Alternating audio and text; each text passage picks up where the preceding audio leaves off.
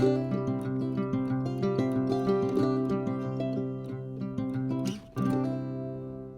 back, everybody. It's Tom Christie back in the workshop for session 3 of creating a Common Loon palm frond decoy. And in the previous sessions 1 and 2, we got the head roughed out, the body shaped up. Now in session 3, we really want to detail the head.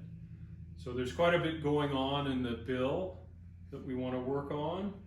There are these very unique white feather markings on both sides, and also this little bib under the chin that we want to carve in.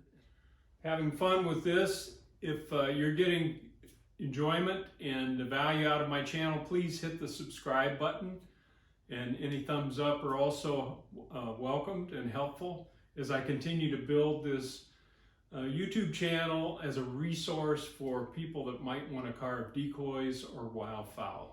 It's something I enjoy. Hopefully I can share that with people that might want to give it a try. So let's get going on the head details on the Common Loon. Just a quick note, I wanted to revisit the body after we put that epoxy sealer coat on. It's nice and hard at this point and cured. I did want to mention, I go back these areas on the end grain where these fibers tend to poke out. Just after the epoxy is cured, you can go back and sand a little bit. Just a light sanding will knock down any of those fibers that are sticking through. You don't want those poking out of your paint job, so we'll get those smoothed off before we move on.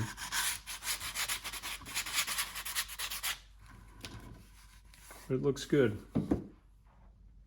Now I want to do some layout work on these markings on the side. You can see in this photo they come to a point at the front, and there's a gap between them from side to side, so about a, I don't know, half-inch gap there. And then there's also this little, I'll call it a bib underneath with 7 to 9 dots. And you can see from the side, it just shows up curling around the break in the neck here, or the bend in the neck. So I've cut, from my pattern, I've cut the piece out that I want to transfer to my carving. And then just to get a reference dimension, I've got my dividers here, so I know roughly how high to put that off of the bottom. And I've penciled that in on both sides, brought it to a point here, left that gap, and then I've penciled in this little arced bib around the center line under the chin. And now we can do some carving. I want to leave this area raised from the surrounding areas, and then we'll put some details in that later. I'm going to start with this 1/8 inch ruby cylinder and basically outline the perimeter of this patch of white feathers. And I've got the video at 2x speed so we can get through this quicker, but basically I'm just defining the perimeter of that patch with this bit, doing a little bit of work on the side to remove material. We want to leave the patch raised from the rest of the head when we're done, and neck area. Now I'm going to switch to kind of a pyramid shaped ruby bit, and that lets me crowd that groove that I just cut around the perimeter and remove material in the surrounding areas so that we leave that patch raised.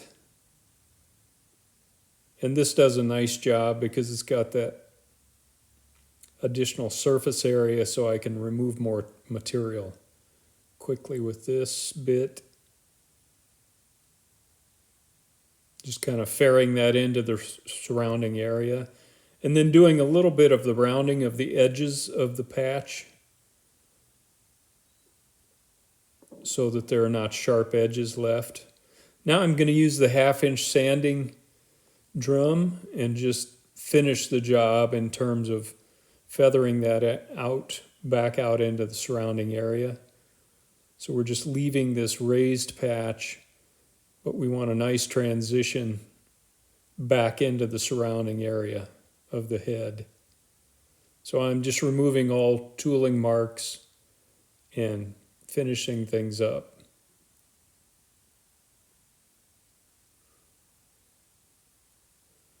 And then I'm going to switch to just some hand sandpaper and finish the job with that, and just, again, soften and round things.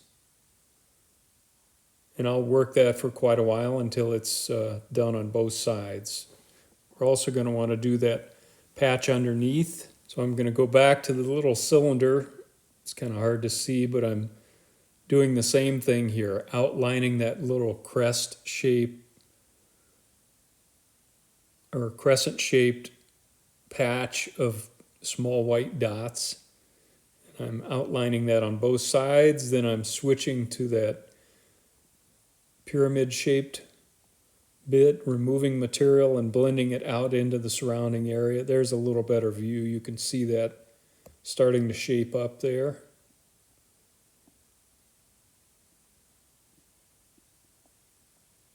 I want this to be pretty subtle. It doesn't have to be huge bumps. We don't want it to be that.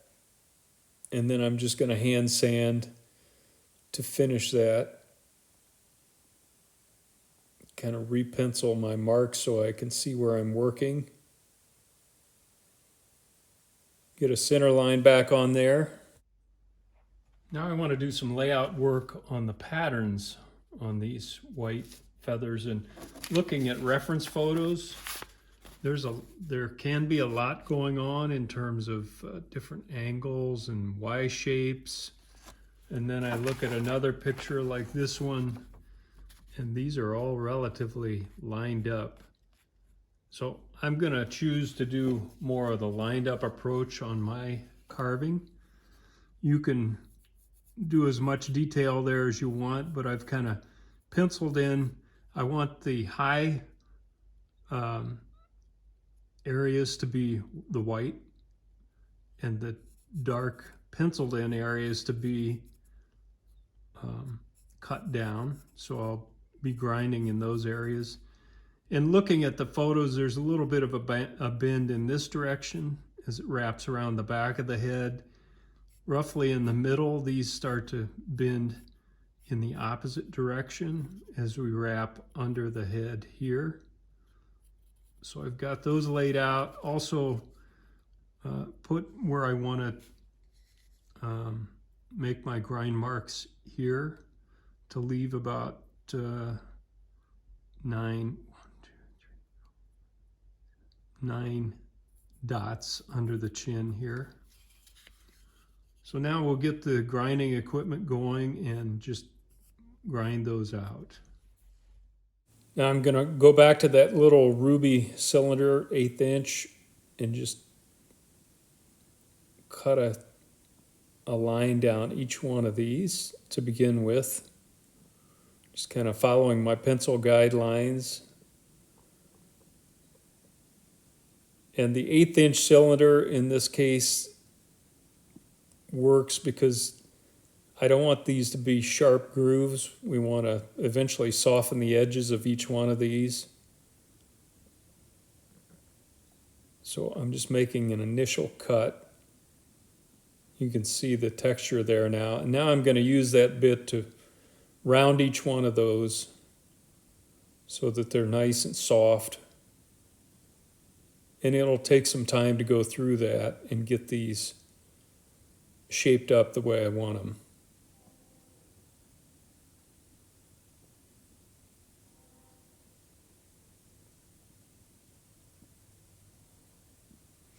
I'm going to do a little hand sanding as I go. That helps clarify where I need to grind a little bit more. And soften things. And then I've got this little ruby flame shaped bit in this hand pin vise. And this is a really nice tool for this type of handwork, where you can use your ruby bits in a pin vise like this. People have asked me where I got this, and I've had it so long I really can't remember, but I looked on Amazon. If you look at pin vise on Amazon, I think you'll find this. It's a little collet that accepts a 3/32 grinder. And then you can hand work with it. I'm going to do the same on the little crescent under the chin. Just a quick look at those areas. I'm going to spend some time with sandpaper, kind of rounding those so they're not sharp ridges. There's the necklace underneath. Now I want to go in, and I've penciled in some round shapes on the top and bottom of each of these bars, and I've got a little flame-shaped ruby bit, and I'm just going into the top of each one of these and rounding the tops of the bars here. When I looked at the reference, those don't end in a hard line, they kind of end in a rounded shape. So we need to shape that up a little bit on both the top and the bottom. I'm just working the other side now.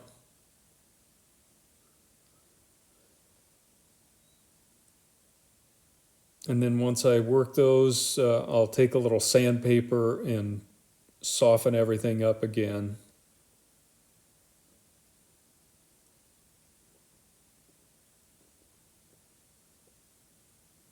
Just, they look more natural this way. All right, let's look at some bill details. The nostril is right in this area, right under the point where the feathers meet the bill. Then there's a subtle ridge here and here, kind of fades out as it goes forward. So we're going to want to represent that. And then there is also a ridge coming off this lower area upwards and into the lower mandible here. So those kind of details we want to put in place. Let's see if I can get a highlight on that little ridge that runs from the end of the nostril kind of right out to the point of the upper mandible. So let's get some layout work done on that. All right, I've penciled in those the nostril enclosure and those two lines that form a ridge up on top, and then this line down below in the lower mandible. And I'm going to use a very small cylindrical ruby to go in and define those.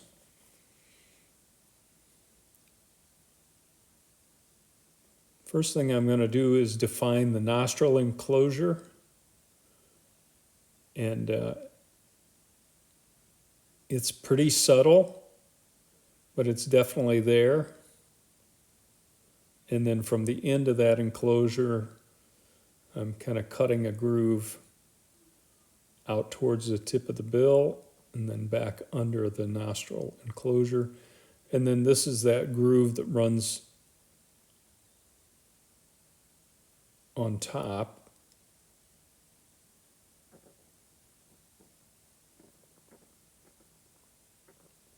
This is the groove that runs on top.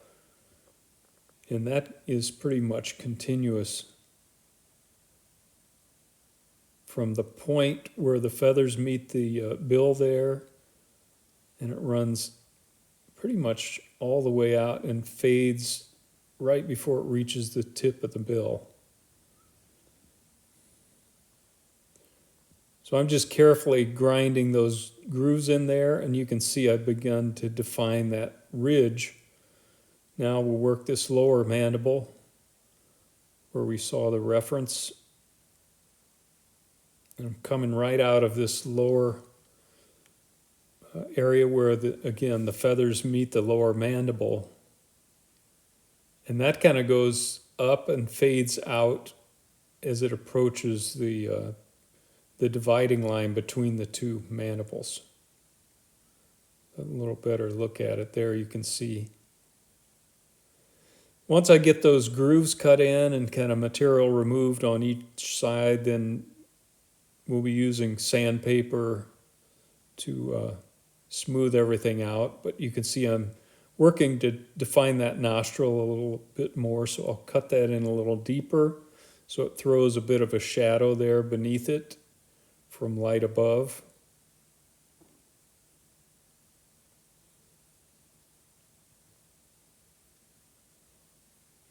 This is just where you have to pay close attention to your reference materials, and hopefully you have good reference materials. And these kind of details only come from that close observation of good reference materials. Now I'm folding up a piece of, I think it's 250 grit sandpaper, and giving myself a corner that I can work into those grooves and remove material and soften everything so it looks natural. We don't want cut trenches in there that are going to throw a harsh shadow. We just want a nice soft ridge. And this sandpaper helps get that done.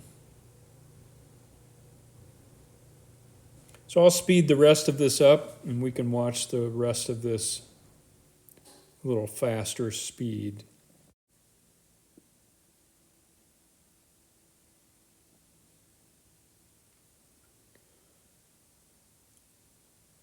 There you can see the shape starting to form up. Now I need to cut in this nostril opening, and I'll use a little tiny little ruby ball to do that. And it's kind of a long, narrow slot nostril opening. Let me pencil that in so you can see it a little better. There we go. Just another detail on the underside of the bill. You can see there's a groove that goes from the V where the feathers meet the bill almost out to the tip of the bill. So I'm going to cut that in with this little ruby cylinder, and it joins up with that V where the feathers meet the bill underneath. But it's pretty deep groove under there, so I want to make sure I put that detail in place. I'll just take some time to form that, do a little bit of rounding on both sides. There's not much under there, but it's definitely a detail we want to represent. Just a final touch. I'm going to take my wood burner and run it along the length of the separation of the upper and lower mandible.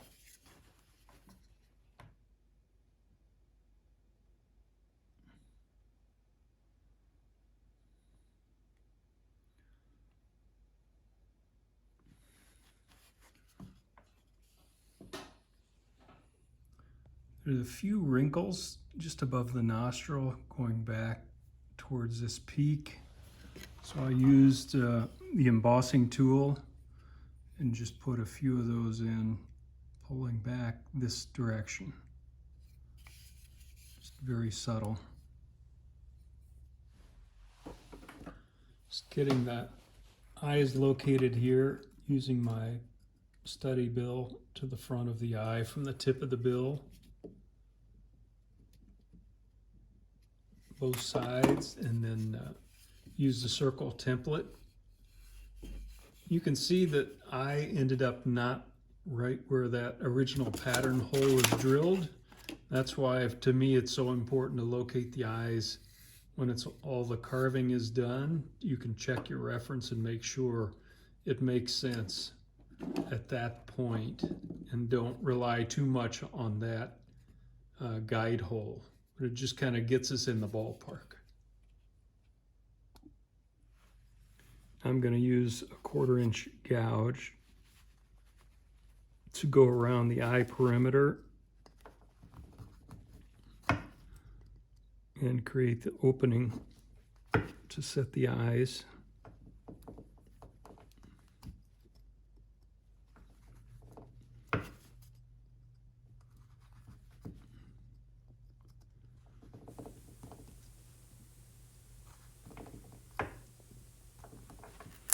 Now those will be ready to go. Just taking a look at how things are shaping up, and I think I want to take the back down behind the neck here to create a little curvature there and expose more of the neck, and maybe tie down into the separation between the breast and the side pockets there. So I'm going to go back with my 3/4 inch round nose burr and just take that down a little bit. And these are the type of iterations that happen as you go, at least for me. I like to look at things as I go and make modifications that I think are going to improve the carving. I think everybody does that. So this doesn't necessarily match the sequence of the video that I've been putting together, but as I was getting ready to mount the eyes, I just looked at the bird and thought it needed this additional curvature right behind the neck. That's going to do a couple of things. It'll expose more of the neck and give us a little more of a pleasing curvature to the back, right where it meets the head. Well, it's a subtle change, but I like it better. It opens up a little bit more of the neck, and I dug down a little deeper in the breast area here. So I'm going to reseal that with the epoxy, and then we can move on.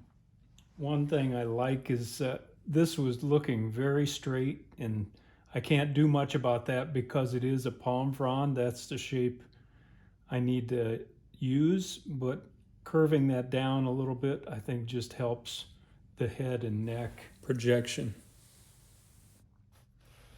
Just a quick little detail, the nostrils are quite long on the loon, and I had not carved them large enough, long enough, so I went back and lengthened those back into the face, so now they're at the proper dimension.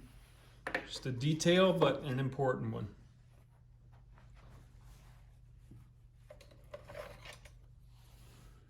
Normally I would install the eyes in the head before mounting the head to the body, but in this case I'm going to go ahead and mount the head. I'm actually waiting on the eyes. I ordered them from Michael Braun, and it's not Michael's fault. He's right on it. I just ordered them late, so they're supposed to arrive today, and I should be able to finish up the eyes. But to keep progress going, I'm going to go ahead and mount the head, get it positioned where I want it, make sure I have plenty of two-part epoxy, since this is still a pretty rough surface underneath.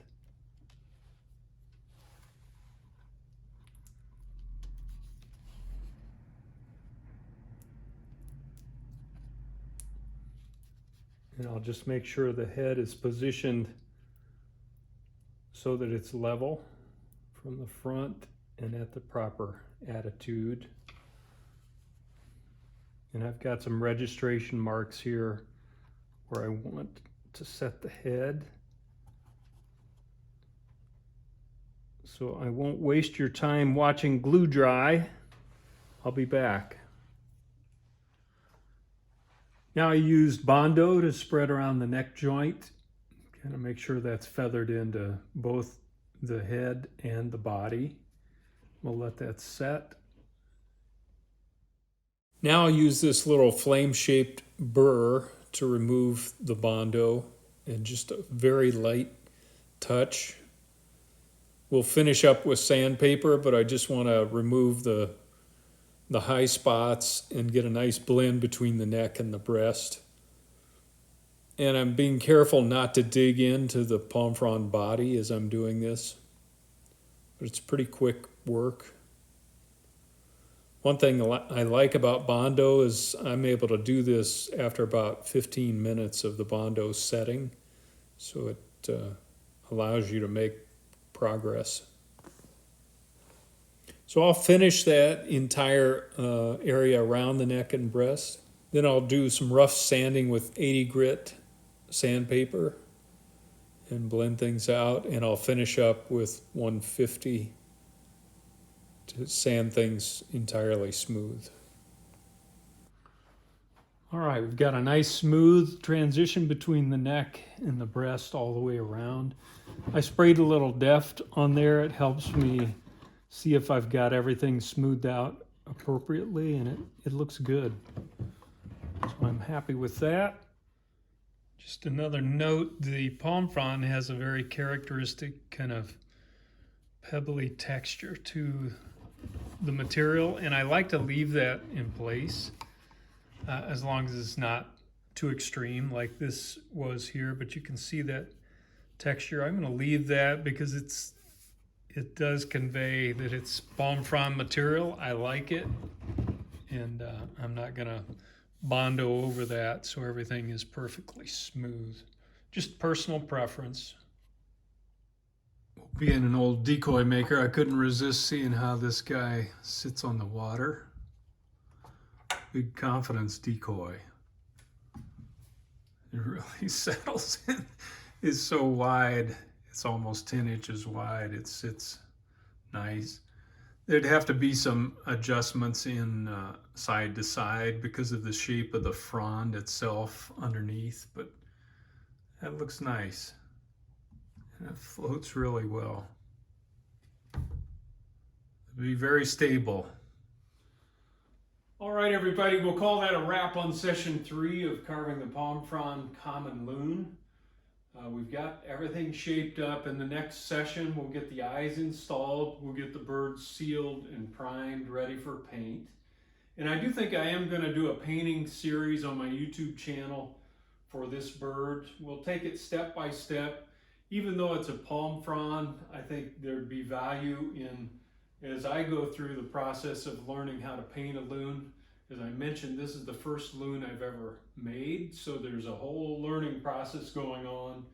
And believe me, I'm not trying to be the loon expert. I've admitted that. I'm not. I love the birds, and I think it'll be interesting to learn the different feather patterns going on, the different areas of the bird, talk about that, so that if you wanted to try your hand at a loon or in the middle of doing one, that might be helpful to you. But we'll see how it goes. Until next time, Tom Christie signing out. Good carving to you. Please come back.